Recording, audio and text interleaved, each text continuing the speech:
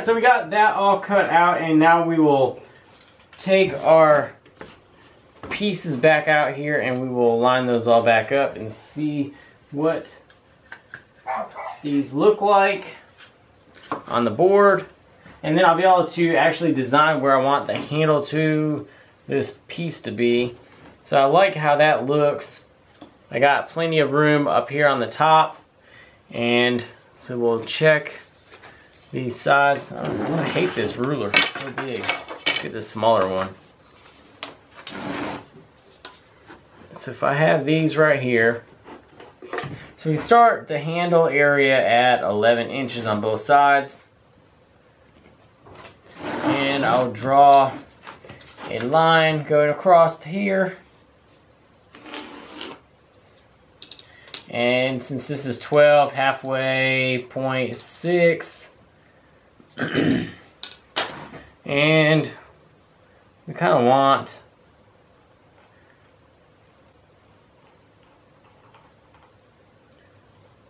just a nice sloping feel to it.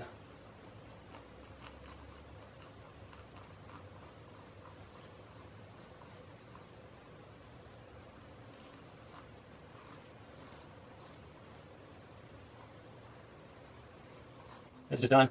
But yeah, we're just throwing happy trees in here.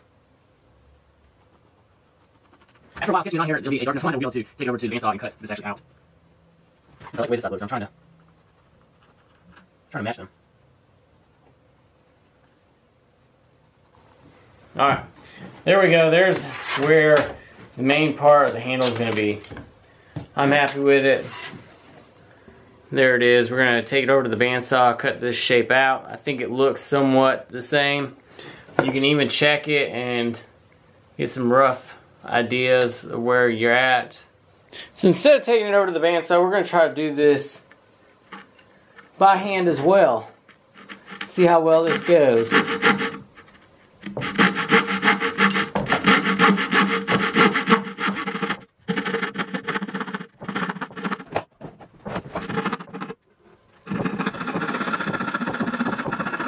This is not going well. So you're going to other side of the line.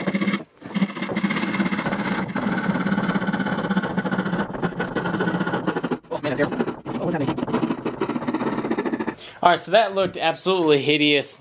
I need to work on the sawing skills with that. I got a little bit carried away right here in this corner, and then I just kind of gave up coming up into this part. This side right here doesn't look too bad, but man, this side, that's horrible. So what I ended up doing to save the piece is I grabbed a pulley I had laying around, centered it up, got the outside diameter of this little arch right there, and then took this other little pulley and put it in there, and that's how I got this design. So I'm going to take this over to the bandsaw, cut this out up and around and across, and then come back in here with something else and cut this section out right here, and then it'll be like a little carrying bag.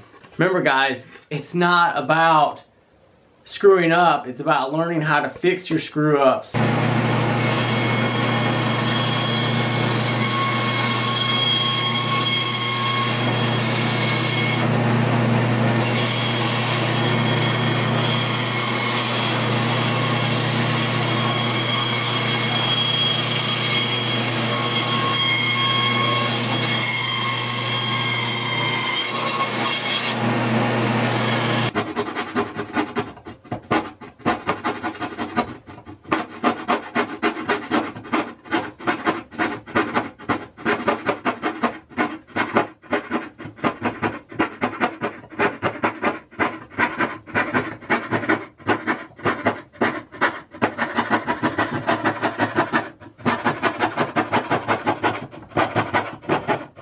So I had to come back and try it again, try to boost my pride again for my handsaw skills, and the inside doesn't look bad at all. It's got some little flat spots, but that was due to the file.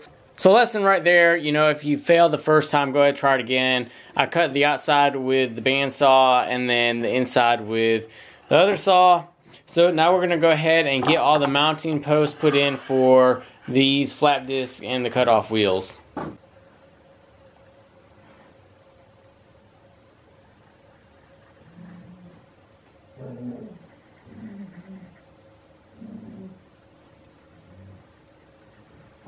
Alright, so what I'm doing, I'm just going to do this quick with a hand drill, and I'm actually going bumping it down a little bit, and then I'm angling it slightly.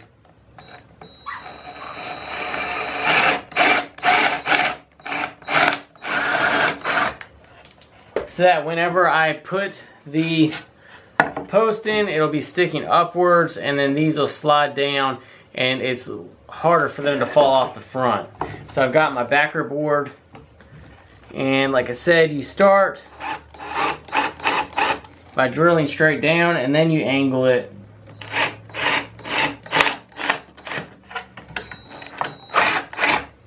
So now we can cut the dowel to 4 pieces in whatever length I choose, and then we can slide them in there and let the glue sit up, and that's right there. You can see what kind of angle it's at, so these aren't going to fall off by any means. We stack them all up on here, it'll be just like that, so they won't fall off. That's what makes this great for the portability. So I got my first dowel cut. Now I can take a somewhat repeated measurement, and I want to keep this one as my main measurement one so they don't grow longer as I go. So then I can just take this to the end.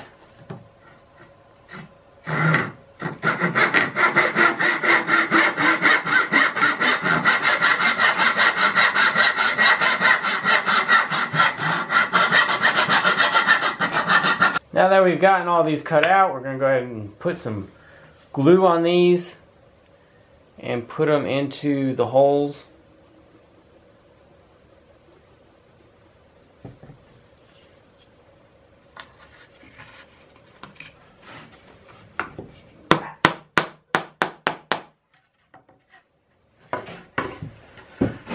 I actually want to try to get them all the way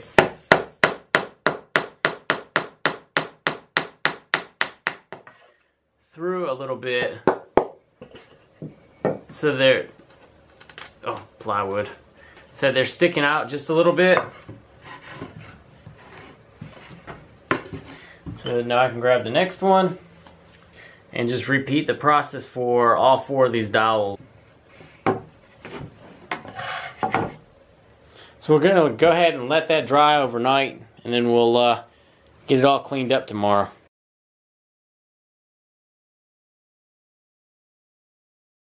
So it's been some time now. It's been plenty of time to let this glue dry. So I have all of the dowels placed in here, and as you can see, they're protruding through the back a little bit.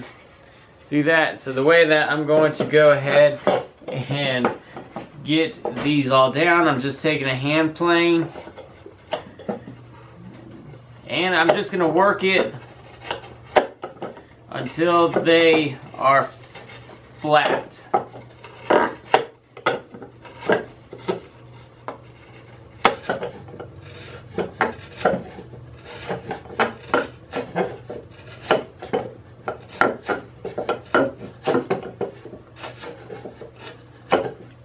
So now that we have gotten the back completely flush and got all the dowels cut, we're going to go move on to our hanger. And I have this 1x4 right here, which is wider than this, which means that it'll be a good spot to hang this on when I mount it onto the wall. So what I'm doing is I'm trying to flush up this corner and this side with this corner and this bottom right here. That way it's a lot less material that I have to cut, and that also means less waste.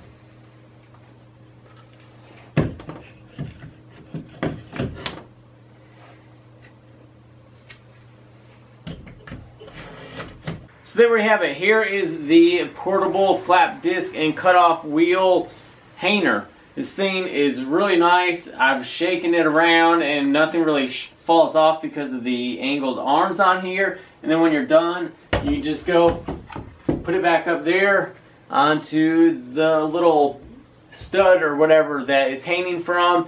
It's wider, so you don't have to worry about it just falling right off. That's why I didn't use the piece that I cut out. So I hope you guys enjoyed this quick little video.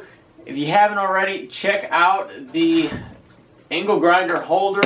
This thing works awesome. Holds 4 grinders, and it was really easy to build just like this. So now I have an entire section over here. If I want, I can grab the angle grinder and all of this accessories right here and take it wherever I want to go.